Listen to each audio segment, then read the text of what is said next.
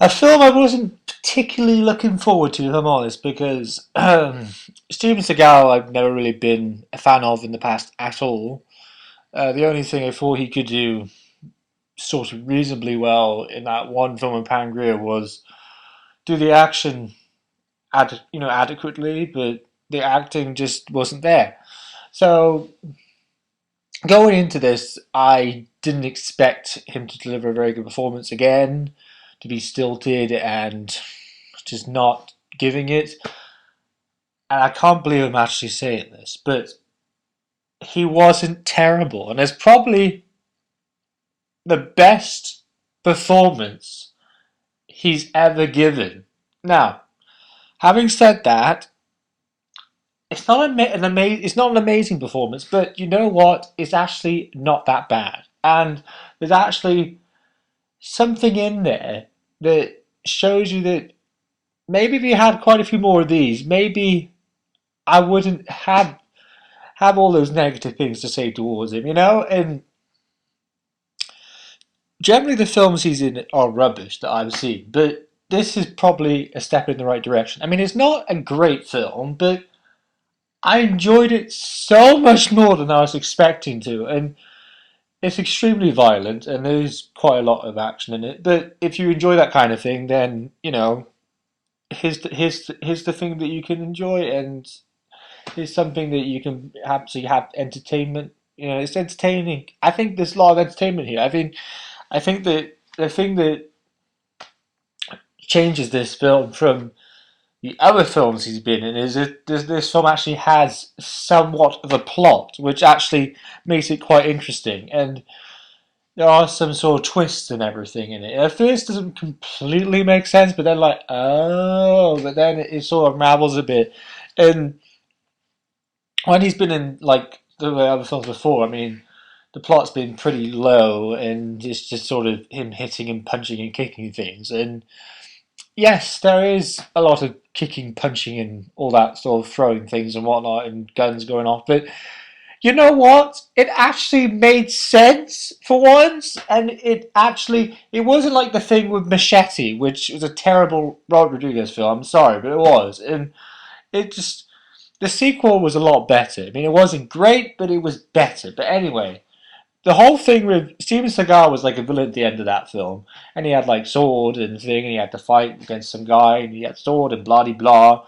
But I don't really remember. But it was a bad film, and that alone just tells you there's something wrong. That I don't remember it really.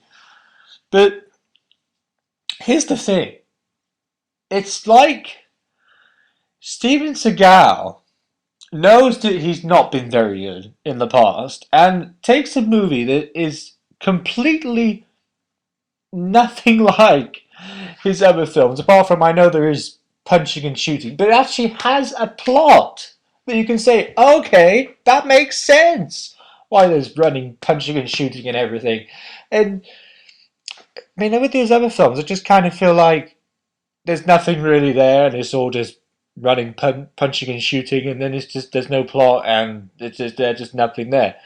And there's also the thing that with some of his films is the whole thing of you got someone being punched and the sound effect just sounded fake. And I will admit there was a bit near the end where a punch did sound really fake, but I think by that point of the film I had already got quite into it, so I didn't really turn against it at that point, if you know what I mean. So it has stuff in there which I think people will enjoy. And obviously on the whole thing with Amazon, that people seem to have enjoyed it, which I think is great because finally you got something that isn't terrible.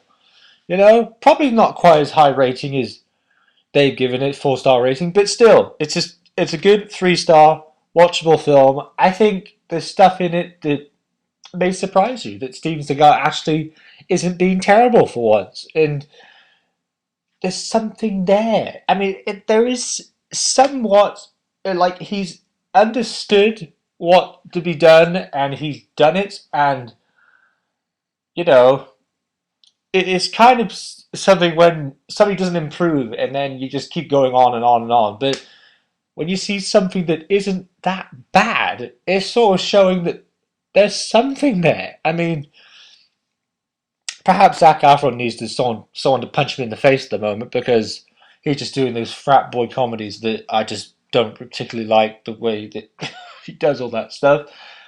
But you know, I think with Zac Efron that he's done quite a few good films, and then he's sort of just destroyed his career again. But with Steven Seagal, he's if he does have a few more of these, then perhaps it'll be like the Zac Efron thing. It won't be that he can be great, which Zac Efron can be great, but it'll be at least that there's something quite good there and not completely all terrible. So, I want to say Vinnie Jones, not that great in this movie, if I'm honest. A bit typecast. And I know that might sound rich coming from, someone not obviously enjoying Steven Seagal very much generally, and you say, oh, well, you say he's typecast, but I felt he was kind of different in this movie. There was like a human being inside of it, and with Vinnie Jones, it just comes off as just a bit like, well, the once great Vinnie Jones, not so great anymore because it's just playing the same character pretty much as he played in the past, and it just, if I'm honest, uh, the fight at the end between the two of them, you think this big juggernaut sort of thing's going to happen, right? And the fight wasn't especially that great. I mean, Seagal kicked his ass, which was quite fun to watch, but when you compare it to two juggernauts going together, it just kind of that wasn't that great. As you expect that he's going to kick his ass, and it just kind of came across a bit, really? But yeah, so Vinnie Jones is not that great. I think Steven Seagal was slightly better than Vinnie Jones because Vinnie Jones is just kind of eh. He was meh.